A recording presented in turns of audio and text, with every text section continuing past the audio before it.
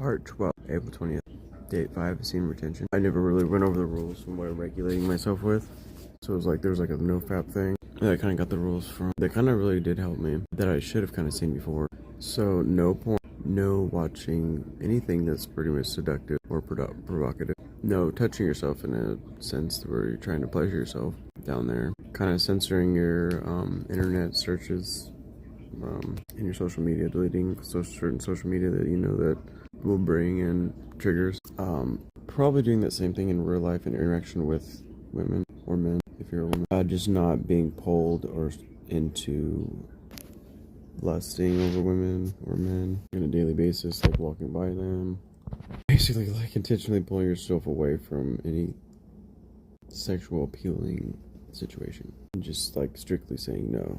Which is a very different approach of what I was doing it before. And I hope this one works. Because like before, like I was trying to like, in a sense, like building up my sexual energy by like engaging in the act of like watching provocative things. And using that, in a sense, like to fuel my creativity.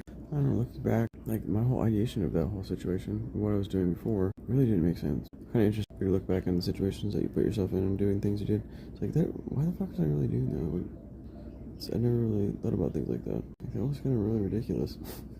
Anyways, that's kind of what I feel like about that situation. I'm just going through right now in my mind. Honestly, I'm just going to say it. It's interesting that I have a resistance to doing it because before I didn't really give a shit about what the hell I said. I still don't because it's totally the impression I'm talking to myself, but this is the only way I can get out things that are within me that I do to reanalyze my situation because I don't have another person to bounce off of my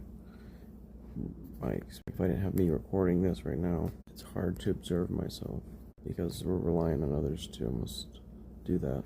Anyways, first therapy that I really kind of started with the whole toroidal field, recirculating your own energy, started with semen, eating my own fluids. That happened over 2 years ago. Let's say 3 years ago almost. Not wasting my semen and recirculating, given the amount of energy that it takes for your body to create something like that. To me, recirculating it, you're not really depleting yourself of anything. That was my ideation. I don't really know how I feel about it now. But that might be a contributor of why I've got to where I'm doing. Because I've actually took semen and put it with my HGR in hopes that it would create a healthier body for me to be in. So that's also been one experiment that I've been doing.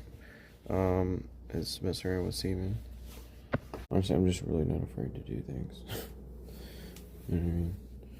I put myself through the experiment and then reveal what the hell's going on and what the outcome of what I do. Instead of making a monkey become my laboratory rat and all that shit, you know what I mean? I'm gonna fucking put it through. So